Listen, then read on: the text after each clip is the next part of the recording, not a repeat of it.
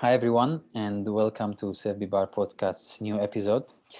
We will be having an interview today with Kerem Schamberger, a leftist political activist and communication researcher at the Ludwig Maximilians University in Munich.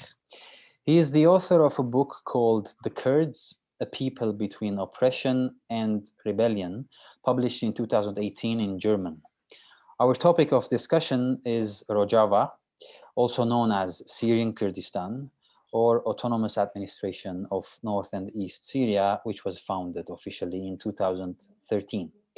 We organized this interview for our Armenian-speaking audience. In fact, this will be translated to Armenian, as an opportunity to inform them about the struggle in or for Rojava. We thought that this could be of interest to our listeners for several reasons. First of all, we are a leftist media platform, and the Rojava regime itself presents itself as a libertarian socialist semi-direct democracy. So that's something that interests us as an experiment, and we will be discussing the details what concerns the libertarian socialist semi-direct democracy with Kerem. Second, I would say that the recent developments around Artsakh, Nagorno-Karabakh, between the Armenian population of it, Armenia and Azerbaijan, somehow made this topic more timely, perhaps than it was before the war and the most recent, escalation and tragic outcomes. For a couple of reasons, at least. First of all, according to some geopolitical analysts,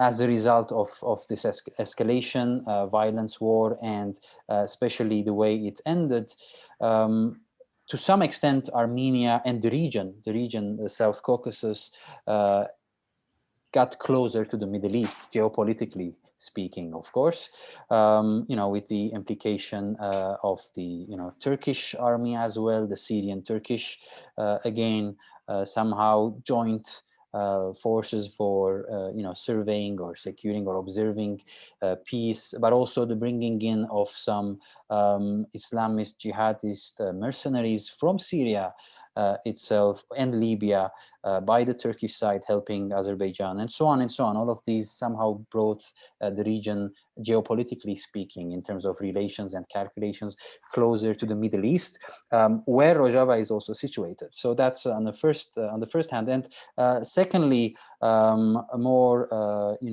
conceptually speaking, Rojava is just like Artsakh, Nagorno-Karabakh, is yet another example, and you would, Kerem would tell more, I would expect, of a struggle for self-determination, which goes at, usually it goes against the interests and, wishes of existing nation states and nationalist, but also imperialist regimes having established and controlling the existence of those nation states. So in that sense as well, of course, there are huge differences both in terms of history, but also there is, to some extent, at least conceptually speaking, theoretically speaking, ideologically speaking, some connection through that. In that sense as well, between Rojava, the Kurdish, and other peoples, their demands of self-determination, and the same demands and intentions of self-determination of the Armenians of Artsakh, which were unfortunately shattered to a considerable extent by the latest episode of violence. So this much for a general introduction about our guest today, about our topic today, and about its relevance. Please now join me in welcoming Kerem Schamberger, and let us straightforwardly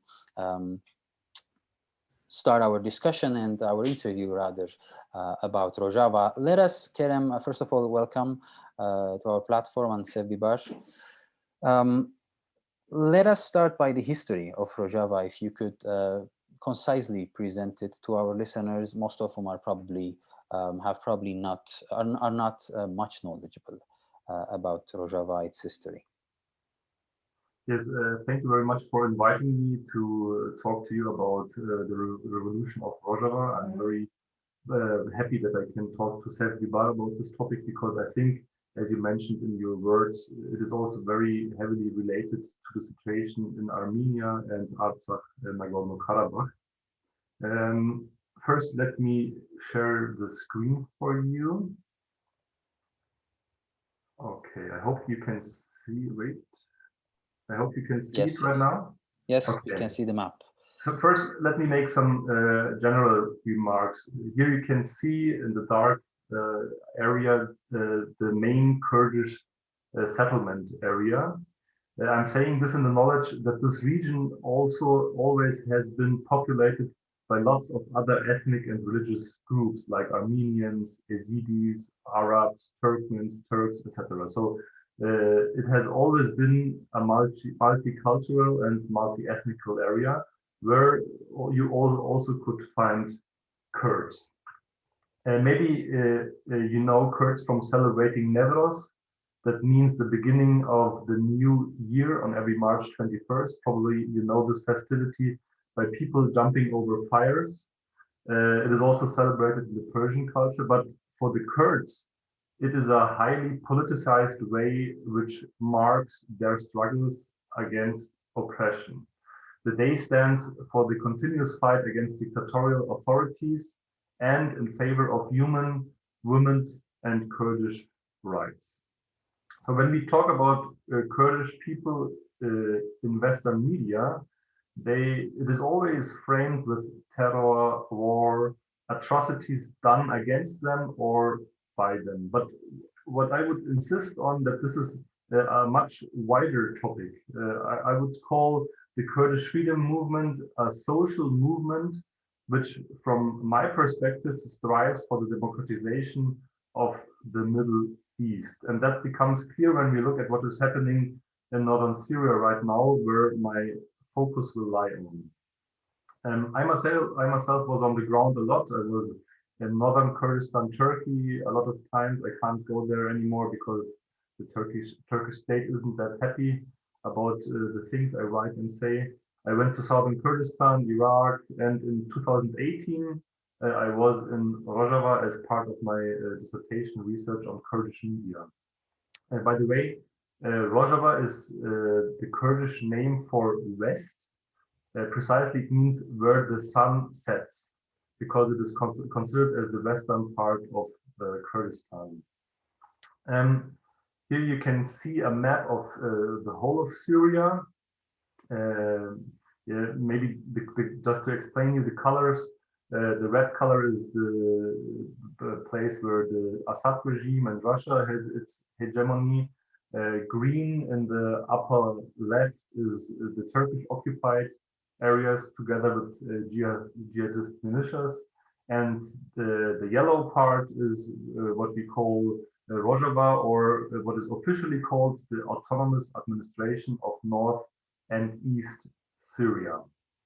So when we look at the recent history of Rojava, we first have to look at the situation of the Kurds before 2011. You know that the Ba'ath Party ruled the country for decades, and it has an ideology of pan-Arab nationalism, which in their understanding of an ethnically homogeneous nation state knows and knew no place for Kurds. So Kurds were strongly persecuted, they were imprisoned and murdered under Hafiz al-Assad, the father of Bashar al-Assad. For example, in the 1970s, hundreds of thousands of Kurds were deprived of their citizenship and had no citizenship for 40, 50 years. So Kurds could not be themselves. They weren't allowed to develop an own identity. In the course of the civil and later the international war in Syria, the Kurds took advantage of the political power vacuum from 2012 on in northern Syria and started to implement their own project, the revolution of Rojava, how I would call it. You know that social protests began in Syria back in 2011. They were influenced by the so-called Arab Spring. I would say that these protests were legitimate in the beginning. They turned against the neoliberal oppressive policies of the Assad regime. But as you also may know, Western powers, Turkey and Saudi Arabia, however, quickly seized the opportunity and began to arm the opposition.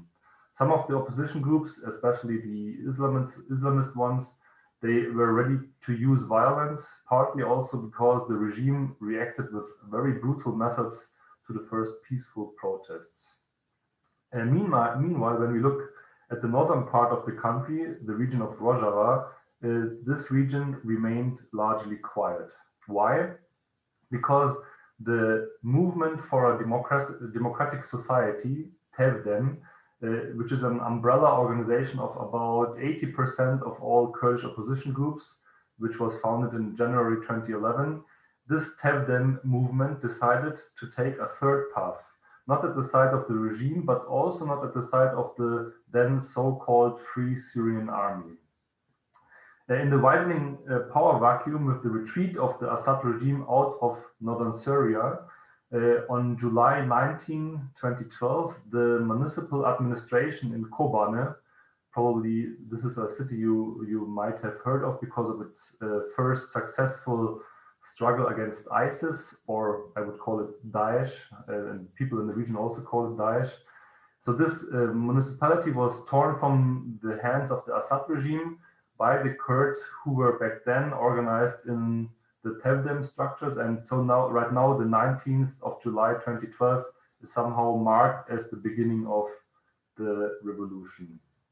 However, these happenings did not come out of nowhere. Before that, continuous political work had been done since decades, mainly in the underground. Abdullah Öcalan lived in northern Syria from 1979 until 1998, so for more than 20 years. And this played a very strong role in the politicization of the Kurds in Syria. I assume that you know Öcalan. He is the founder of the Kurdistan Workers' Party, PKK, which was established in 1978 in northern Kurdistan. And since 1999, he is imprisoned and in solitary confinement on a remote Turkish island in the Marmara Sea. The island is called İmralı. And while being imprisoned, he started to write a lot of books about the history of the region and sharing political thoughts of how to change the undemocratic status quo in the Middle East. So maybe to make it clear, when I refer to the Kurdish freedom movement, I mean all the organizations who share the same set of ideology and somehow refer to Öcalan. And I'm saying this because, of course, there are other Kurdish political actors in the region which are more conservative or even reactionary. Öcalan's prison writings influenced the course of Rojava's development very heavily. I would even say they form the theoretical fundament of this ongoing revolution. For example, this book was just published last year in English. It's called Sociology of Freedom. It is part of a series of 5 books, which is called Manifesto of the Democratic Civilization. And I really recommend it to you to read it to get some knowledge about the theoretical fundament of the revolution. But back to the preliminary conditions for this revolution. In 2003 already, the PYD, the Democratic Union Party, was founded in Syria, and it organized itself on the ideological basis of the writings of Öcalan. And this party, amongst some other actors, are then working for a change of society. And with the uprisings in 2011, which I've already mentioned, they had the chance to slowly implement their ideas. After 2012, new structures of social organization developed in the areas of northern and eastern Syria. A form of grassroots and council democracy emerged, which I will discuss further in a moment.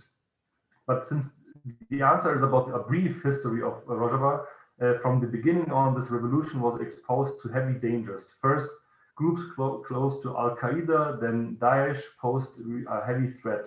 These groups were, as I already mentioned, financed by Saudi Arabia and especially by Turkey. And while a democratic uprising began to develop in the liberated areas, they were at the same time always threatened by attacks from jihadist groups. Probably you know all 2014, 2015, the battle for Kobane and the first defeat of Daesh. And it was the beginning of its successive retreat and final defeat. And this was also, like in October 2014, the beginning of the coalition work between Kurdish forces and the so-called anti-ISIS coalition with support from the West and especially the USA.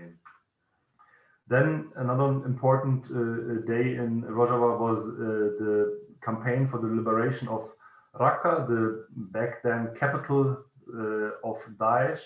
It was liberated in October 2017 and celebrated at El9 Square, where I have been just 3-4 months after the liberation. They also liberated it by hanging up a huge poster of Abdullah Öcalan, which made Turkey and the US very, very angry that they showed this picture in Raqqa. On March 23 in 2019, so 2 years ago, total victory over Daesh as a territorial entity was declared. And I found this picture very meaningful because it shows how the flag of Daesh is thrown to the ground and the flag of the YPG is raised. But of course, we all know that the ideology of Daesh still persists in parts of the region. The victory was achieved by the forces of YPG and YPG, the People's and Women's Protection Units, and of course by the Syrian Democratic Forces. You see their symbols here. I think you also know them. So, but when we talk about Daesh and the history of Rojava, we also have to talk about the Turkish state and its AKP regime, who were the main supporters of this terrorist organization over the years. After Daesh was somehow defeated as a proxy mercenary for Turkey, the Erdogan government directly began to attack Rojava. The first direct attack was from January till March 2018 in Afrin, the most northwestern part of Rojava. And then in October 2019, other parts of Rojava, like the cities of Serekaniye and Girespi, were attacked and occupied. So since then, in those occupied areas, it's a very harsh occupation. It is formed by Turkish soldiers together with other Islamist factions of the former Free Syrian Army and also with a lot of former fighters of Daesh. So I call it a form of colonization with some similarities to what the Azerbaijani state is now doing to the city of Shushi and other parts of Nagorno-Karabakh it occupied in November last year. So the existence, to sum it all up, the existence of Rojava and its history was and is always massively endangered since the beginning, because Turkey always wants to exterminate any form of Kurdish self-determination. But I think it's always very important to remember that despite all these bad things and happenings I've just told you, the emancipatory social change in the region of Rojava has progressed. Right, thank you very much. So, of course, all of several things you mentioned, open other questions about the geopolitical interests, different sides you've already mentioned. We'll come back to that a bit later. But before returning to the rather geopolitical context, relations, and pressures, and so on, I would like to ask you a bit more about the Rojava regime itself, and so to speak about the interior affairs, let's say, of this de facto autonomous region or state, if we might call it so. because it's interestingly, it presents itself, and it has the image of, to some extent, also in Western media and Western progressive media, of being a libertarian, socialist, semi-direct democracy. What does that practically consist of? Could you elaborate on that? So I wouldn't call it a state because they reject the term state. You called it with a long term libertarian, socialist, semi-direct democracy. I prefer, or I would say, or call it democratic confederalism. And this is the term they use themselves. And by using this term, I think it's also kind of showing some respect to their theoretical fundament they developed in the last years. So the theory underlying this term was developed, as I already mentioned, by Abdullah Öcalan, and it is now currently being tried to be put into practice in the midst of war and destruction, and of course with a lot of many problems and contradictions. But for the Kurdish freedom movement, democratic confederalism means a complete detachment from the idea of the nation state, which this idea has become strong there in the first place as a result of imperialist interference in the Middle East in the early 20th century, and is also made partly responsible for today's problems in the region by the movement. Capitalism, also called by the movement capitalist modernity, is opposed by a democratic modernity in which a democratic nation, not a nation state, a democratic nation, together with a communally and ecologically oriented economy are at the core. So Öcalan, I want to quote Öcalan here. He describes democratic confederalism as, quote, a democracy without a state that is flexible, multicultural, anti-monopolistic, and consensus-oriented. To achieve that, our council system is used to turn away from state centralism. So to sum it up, democratic confederalism is kind of a self-government that opposes all forms of statehood. It is based on three main pillars. The first pillar is a new form of democracy. So it's mainly a mixture of grassroots and council democracy. I will come to that now. The second pillar is gender liberation, so the liberation of women. And the third pillar is ecology. I will come back to those pillars later. But another important fundament in these thoughts is how they call it, the term democratic autonomy. This describes the independence of each individual municipality and community, and thus represents a grassroots approach in which decisions are made from the bottom to the top. Can you see this picture now? Yeah. Yes. The individual municipalities are connected by a complex council system. I mean, I could talk about this council system for a whole day, so I try to make it short. The councils are the connection of self-governing structures, at the center of which is the small decentralized unit. The smallest authority or unit is the so-called commune. They call it commune, which comprises the families of a small village or a district in a city, probably around 30 to 150 households. And the commune at the lower level addresses the everyday social problems on the ground. These can be, for example, the questions of waste disposal or energy supply. The lowest councils also intervene in disputes within the community, for example, considering matters of domestic violence against women and children. So from this commune, delegates are sent to the neighborhood councils or the neighborhood assemblies, and from there to the cantonal or district councils, and from there to the highest council. The councils on each level are advised by various committees or commissions, which are also formed by the local population. These committees deal with questions of economy, defense, education, health, and so on. All the professional groups, ethnic and religious communities, but also youth and women's associations have delegates at the various levels of the councils.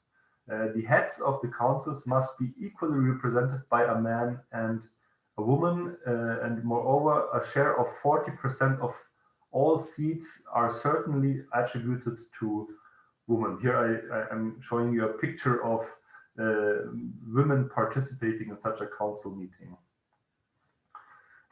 In each area, there is a dual leadership.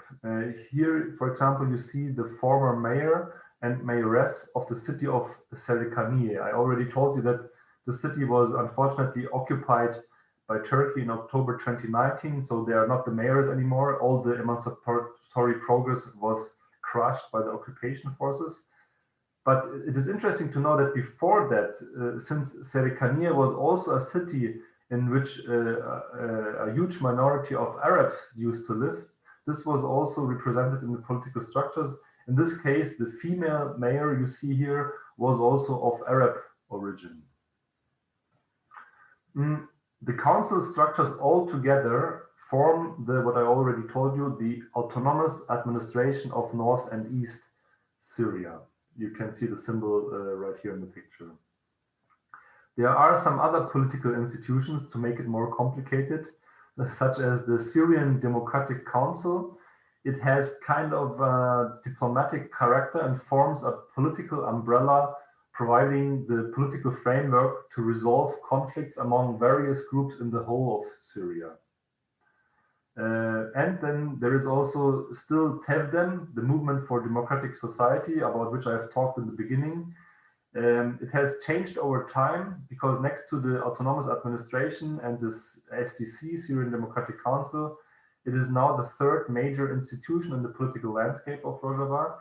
And it is, you can describe it as an umbrella body for civil society organizations and its representatives. And it somehow serves as a counterpower to the other two bodies. So what makes it even more complicated is the duplication of all the structures because of the gender liberated aspect of the revolution. Women have the right to have their own autonomous structures at almost all levels where they want to see themselves represented. So just think about doubling all the structures I've told you right now. So it's a very complex and also a very fluid system which changes every second month. But this is the fundament, I would say. Altogether, it is a combination of grassroots and council democracy, which is dominating the system, but it is also mixed with some elements of representative democracy, especially for external diplomacy to deal with other states who are not used to deal with grassroots movements. To come to some other point, the question of security in the structure of Rojava. You see here some Asayish forces. Those are security forces consisting mainly of volunteers ensuring the security inside the districts. They explicitly reject the term police because they regard the police as an instrument of state oppression.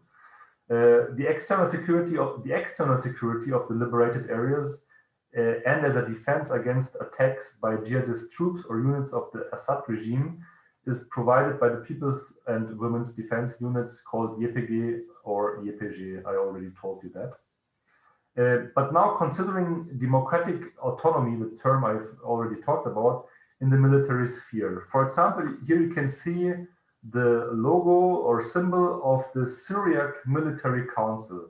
It is a defense organization formed by the Assyrian Christian minority in the region, closely working together with YPG and YPG.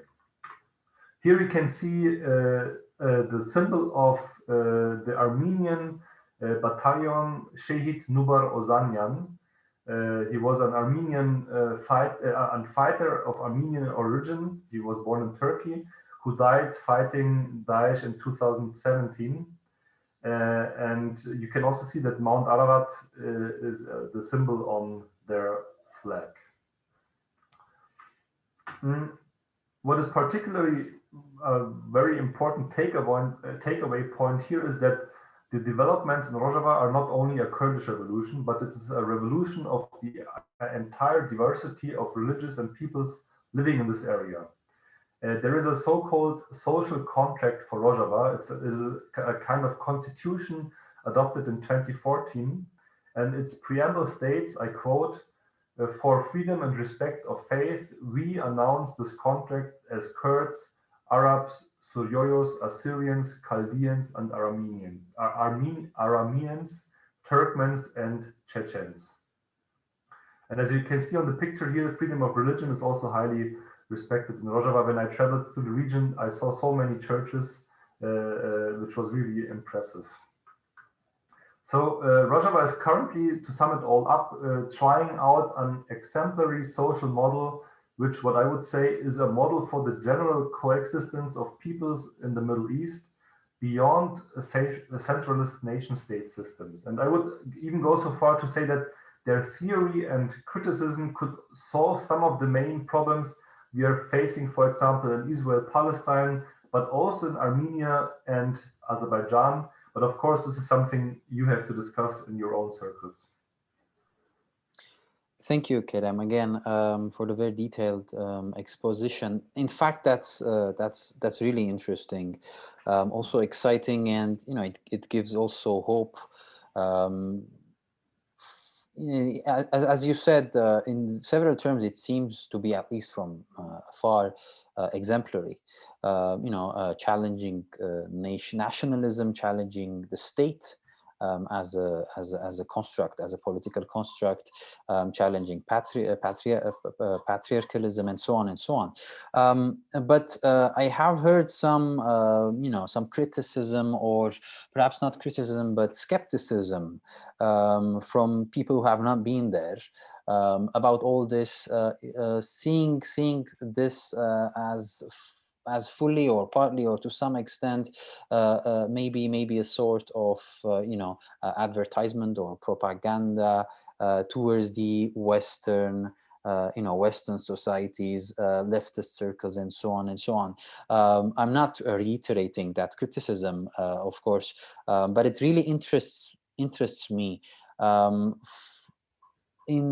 In your opinion, as someone from that, again, very same Western leftist circles, who has nevertheless visited Rojava, and who has seen Rojava with his own eyes, how loyal have you found Rojava to be towards these ideals?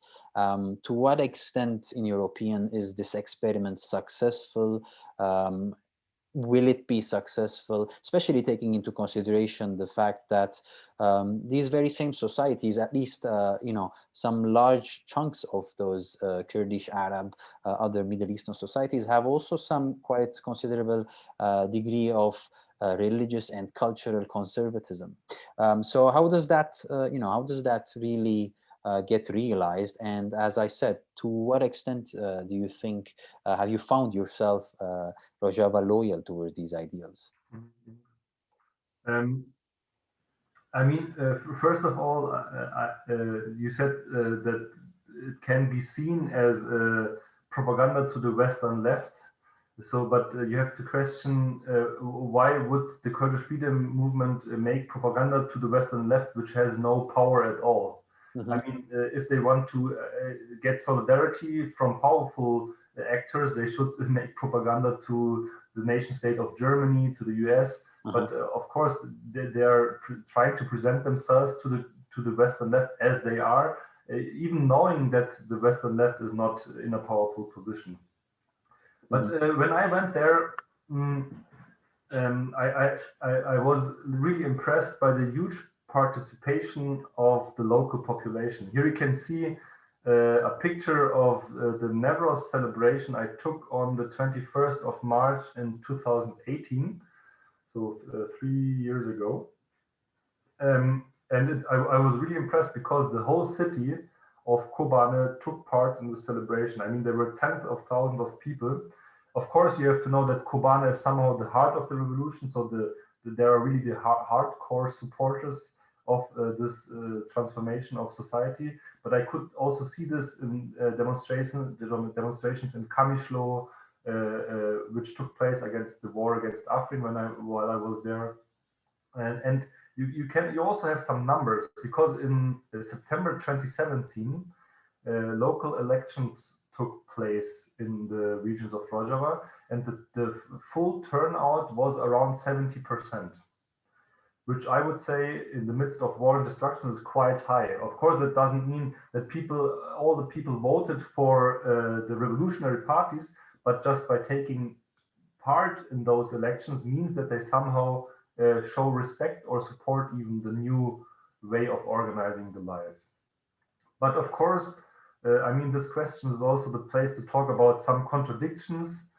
And like in every revolutionary processes, there are many contradictions. For example, as you mentioned, the region is characterized not only by political loyalty, but also by loyalty towards your own tribe. So there are very influential tribal leaders, especially among the Arab population, but also in the Kurdish population, but more in the Arab population. Maybe you have to know that the main fight of the PKK in the end of the 70s and in the 80s was also not just against the Turkish state, but also against reactionary Kurdish tribes.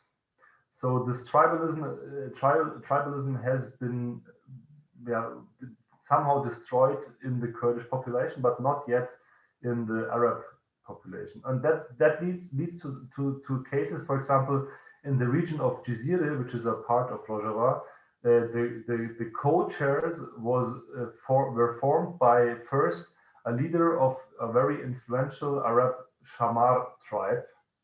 So he was a very influential man. He was like a leader. You could even call him kind of a king, residing in a huge luxurious house.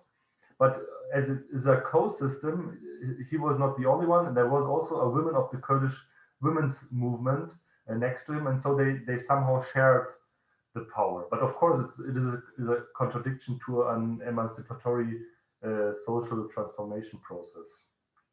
Another question or contradiction is the role of Christians in the region, because in the beginning they were hesitant and even suspicious for these new developments, because they feared losing their privileges which were given to them by the Assad regime in exchange for them participating and forming the local elite to uphold the presence of Damascus in the region.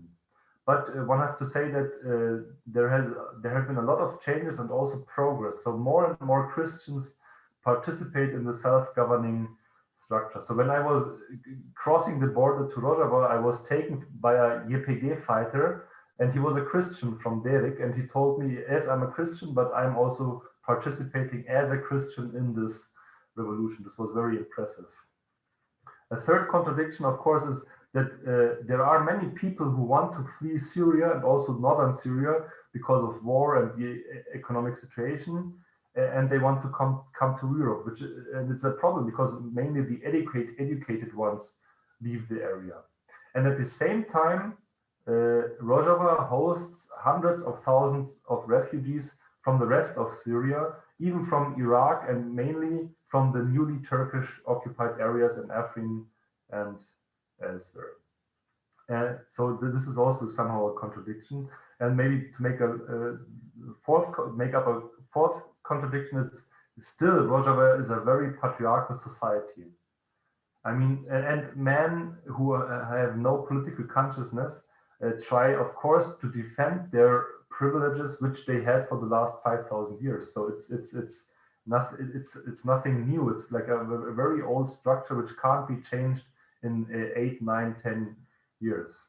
But what I still would support and what I've seen with my own eyes is that Rojava stands for the creation of a lot of so-called free spaces, as the Marxist thinker Eric Olin Wright would say, where in those spaces something new away from capitalist and nation state structures can be tried. And those utopian spaces in Rojava have means to develop and also to defend themselves. So for example, there's a free space of of academies. It's a kind of a newly formed education system where people educate themselves, and this was very impressive to see. They try to educate themselves at every level. For example, there are 2, 3, 4 weeks courses for men to get rid of their patriarchal behaviors. There are courses for women to try to teach them how to be build their own business, etc. And another thing which I saw were the women houses where women can meet and discuss. And you always have to remember that the women also have the final mean to defend themselves against patriarchal men, because they have an own armed force, which is, for example, the women protection unit. So, I mean, there are, to sum it up, there are a lot of contradictions, but there is also progress. Just to quickly react on that, or ask a specific, the women protection forces, are they also, does that mean forces of protection of Rojava that are composed of women only, or also forces that defend women themselves if need be? No, the YPJ, Women Protection Units, are an only female organization, so there are no men allowed at all. Yes, because you also said that they, at the end of the day, they have also the means to defend themselves. Does that unit also at times actively, support women or defend women, not in an armed conflict, of course, but as an entity, as a local power or force? Does that also actively take part in the defense of women, apart from the defense of Rojava? Yes, definitely. Of course, you have to know there is not just the women's protection units. Also, all the other security forces have female parts. For example, Okay. the Asaish I talked about, they are also female-only units. But of course, if they're in a neighborhood, there is a man who beats his wife or beats his female children. Then first women go there and ask him nicely, don't do that, and they try to educate him. But at the last mean, they can, and if the woman wants so, of course, they can take the woman and bring her to a safe house, and even guard the safe house with weapons, because sometimes it happens that men mobilize other men and they confront the female security guards at the house, but they can't do anything because they're very well equipped and can defend themselves. Yeah. Very, very interesting. Before we return to the geopolitical context, a very important component we have also to discuss the economic structures. What about the socialist, particularly socialist component of the Rojava regime? What could you say about that in terms of the economic functioning of a society that is left outside of the normal state economic, any state economic system, or any, of course, any other market economy, because of its isolation in northern Syria? Mm. Yeah, so I consider myself being a Marxist. So, and even though I'm explicitly referring to Rojava as a revolution, because in recent years there has been really a profound transformation of northern Syrian society, which is not just focusing on cultural and identity aspects, but also on economy. So from a Marxist point of view, it is above all changes in the property structures that constitute somehow revolutionary acts. So what does this look like in Rojava? In general, one can say that the principle of democratic self-governance also applies to the economic sphere. So in an economic sense, the Kurdish freedom movement can be characterized primarily as an anti-capitalist and especially anti-monopolistic movement. And their thoughts about an anti-monopolistic economy are currently tried to be implemented in Rojava. And that's now, how do they implement it? They implement it in the form of cooperatives in every sphere of economy. So there are cooperatives for agriculture and food, for local trading, for clothing, etc. Here you can see a bakery, a cooperatively run bakery. And those cooperatives, especially in the agricultural sector, are supposed to work on an ecological basis. That means, for example, not using any artificial fertilizer in agriculture. Here you can see a female cooperative for yogurt. Here too. You have to know that northern Syria, Rojava, used to be and still is somehow the breadbasket of all Syria, due to large rivers such as the Euphrates floating through the region. And therefore, this was always has been a very agricultural region, but just focused on the production of wheat. The Syrian regime had no interest at all in the industrialization of the region, and therefore invested little in the Kurdish area bordering Turkey, except then farming, wheat, monoculture, and some oil production. So it is important to state that a kind of a regional capitalism with a strong contradiction between capital and labor was not able to develop in this region until today. So there only very rarely are there local privately owned businesses with more than 15, 20 workers or employees, for example. Many products had to and still have to be imported, mostly from neighboring countries, sometimes or very often via illegal smuggling routes. Some of the cooperatives, for example, in olive oil production in the now occupied Afrin, existed before the Assad regime was ousted, but only on a very small scale. Now this scale rised a lot, but I will come to that in a minute. Related to agricultural cooperatives is the question for land and the question for the distribution of the land. You have to know that around 16 to 20% of the land is in the hands of large landowners. But land reform has not yet been discussed because with 16 to 20%, large land holdings are not very dominant. More important is the factor of the formerly state-owned land, which represents almost 70 to 80% of all the land in northern Syria. So this former state land, which is not under the control of the state anymore, but under the control of the administration, is currently being handed over to cooperatives to work on it. So in exchange, they have to give a certain percentage of their harvest to the self-government authorities, which then share it with the population. And I already showed you this communally owned, cooperatively run mills and bakeries, which have been established to provide basic services to the people. Here you can see an agriculture cooperative. Here there's a sewing cooperative. And as you can see, there are always many women on pictures because women are the most active part in those newly formed cooperative sector. And it is also seen as a part of an economic liberation of women.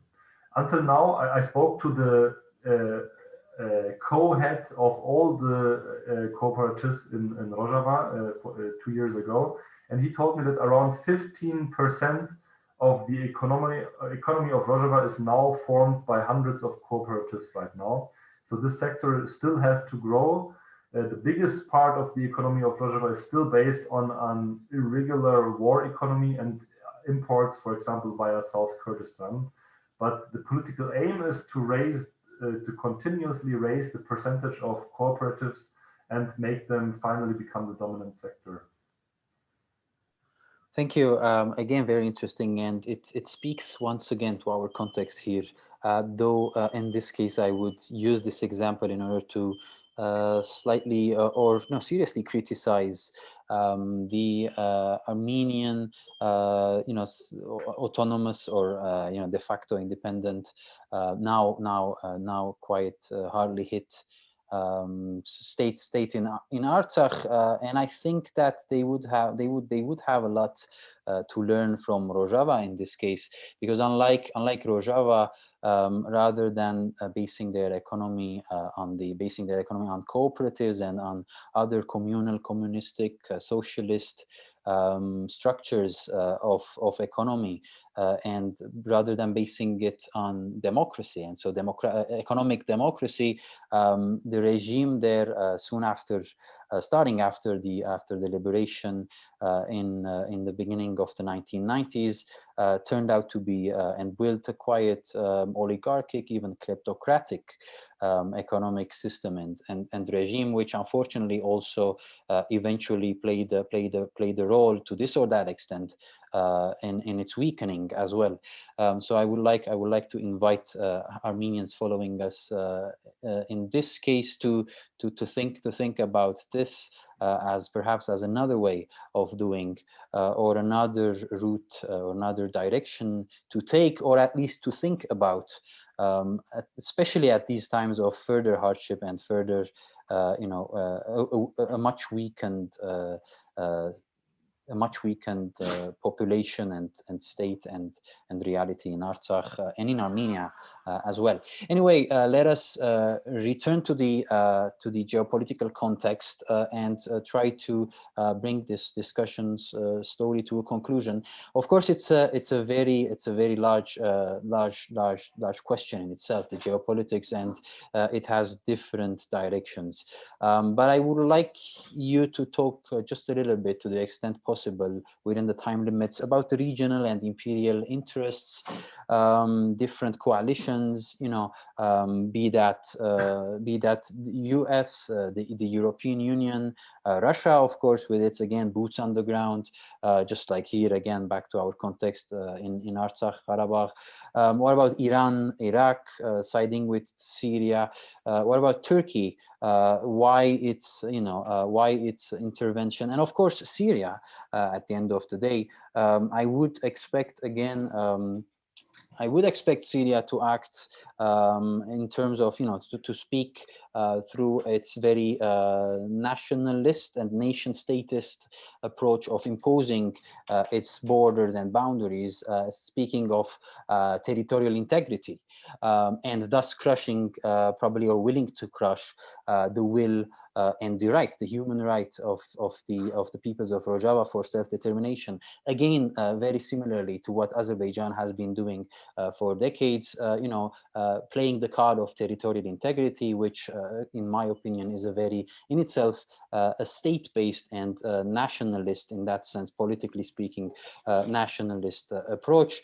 Playing that territorial integrity card, not only towards the 7 adjacent regions that were under the control of the Armenians, but also proper previously autonomous oblast of Nagorno-Karabakh itself. So how does Syria, the state regime, relate and treat the Rojava? And again, back again to Turkey, Iran, Iraq, US, EU. I know time is limited, but please welcome and as much as you can. Yeah, maybe this is a very huge question, and it normally would require a long answer or even a second video interview with the same length as this one. So I will just talk very briefly and maybe somehow superficial about this question. None of the imperialist actors you just mentioned, neither the US nor Russia nor the European Union, have a strategic interest in the survival of the democratic project of Rojava. On the contrary, because Rojava focuses on emancipation, anti-capitalism, and a new form of socialism, it is seen as an enemy in maintaining the Middle East status quo and the region's dependence on the West and on Russia. So there are no real friends in the imperialist world for Rojava. And the US cooperation with Kurdish forces amounts only to fighting Daesh, which also posed a threat to the West in time. And this, I mean, despite the fact that we all know that Daesh became big in the first place because of the Western policy of war and interference in region. We all know that, but it's the same story like with the Taliban in Afghanistan, which were first supported by the US against the Soviet Union. I mean, the picture I show you here shows an interference of the Russian,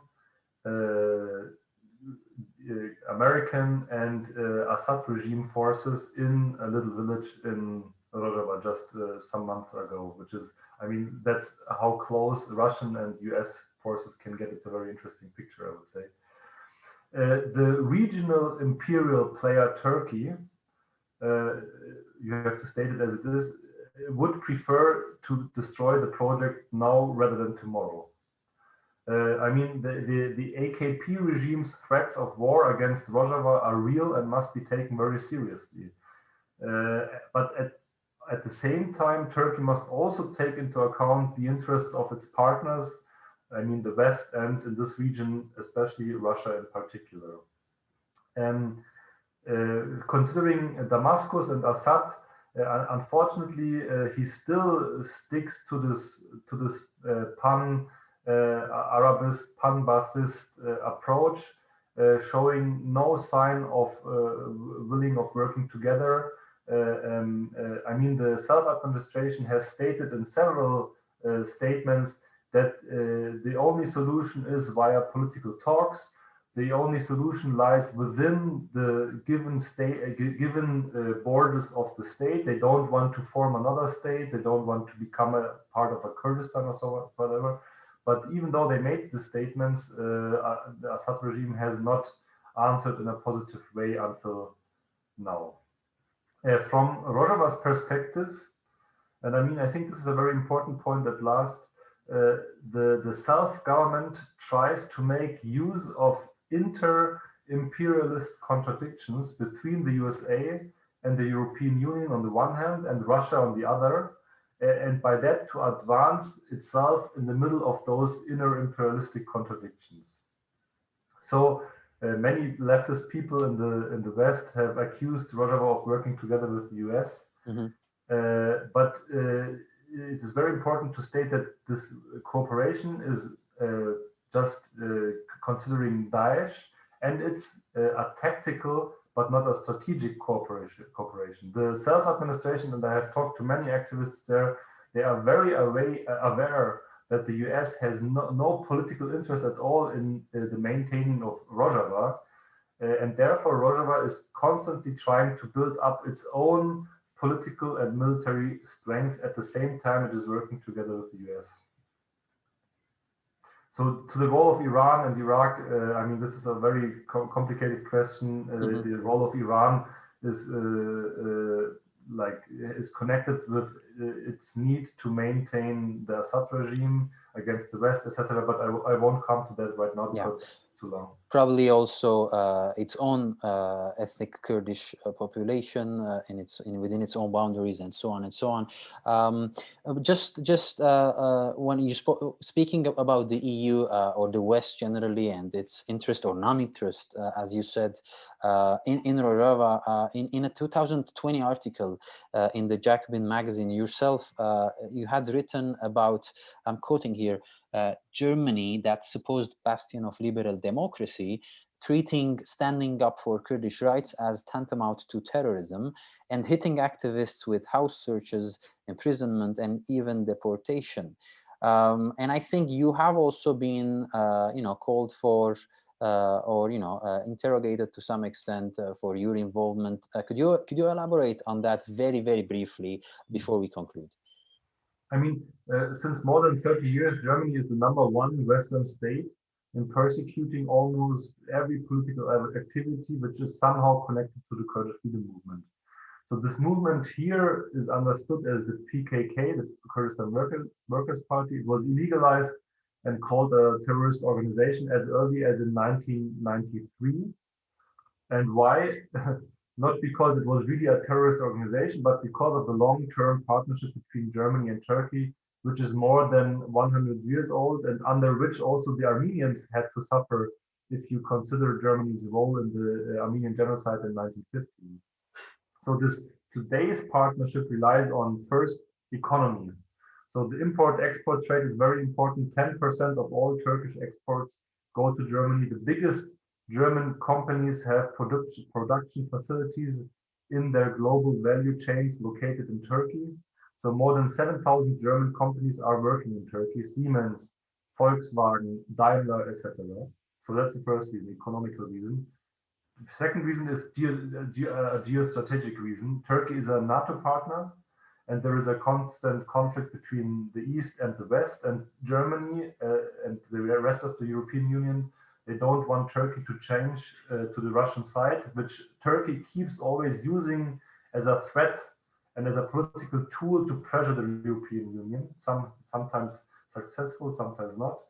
And the third reason is for political reasons. Turkey now serves as a so-called refugee bouncer for Europe. So there is this European Union and Turkey deal on people who are trying to flee the Middle East and Africa. And Turkey agreed on holding them back, but for the political exchange that the freedom movement, for example, that the freedom movement is persecuted in Germany and elsewhere. So this results of this strong partnership are repression against Kurdish people in Germany. There are hundreds of trials every year. Around 10 Kurds are in prison right now while we are talking because of political charges. Demonstrations are banned. Citizenships of Kurds born in Germany are not given to them because they are accused of showing sympathy with the freedom movement. I mean, this flag I show you, I show you here is the YPG flag was made semi-illegal in some parts of Germany. I personally have 2,000 current legal proceedings running against me. My house was searched by the police because I posted a YPG flag on Facebook, etc. So, but I don't want to put myself in the middle. Mainly Kurds living in Germany themselves are #1 target of the German repression authorities because of the arguments I've just mentioned right now. Right. All right, Kerem, let us try to conclude. In all this, very difficult and very complex context, both within the region and globally speaking, Rojava not being really welcomed, just like, again, Artsakh not really being fully welcomed. How do you foresee the future of Rojava? Yeah, that's an important question. I mean, I will answer it very briefly. The future of Rojava depends on us. I mean, it depends on you and me and on the people who watch this video as well. I mean, that's why I want to show you this picture, which is very nice. I would say we are Rojava. It depends on the solidarity of the people, for the solidarity from the social movements, leftists, and people who generally believe in emancipatory politics. This is one of the core principles of how the future of Rojava is going to be shaped in a positive way. But also, and more important, it depends on the people of the Middle East and also the Caucasian area, so that they learn from what is happening in Rojava for their own struggles and implement those learnings in their daily political life. And I mean, this is not just a single way you learn from them, but they can also learn from you. So I mean, there has to be a discussion created amongst the leftist and struggling people in this region. I mean, a very important takeaway point of Rojava now is that a living in peace together is possible, no matter if you are Kurd, Armenian, Turk, Arab, etc. It just depends on how you organize your society and give free space, democratic autonomy, to each individual and collective in this area. And I mean, this is a lesson which is also important for the living together of Armenians and Azeris in the future, because I mean, there is no other way than living together.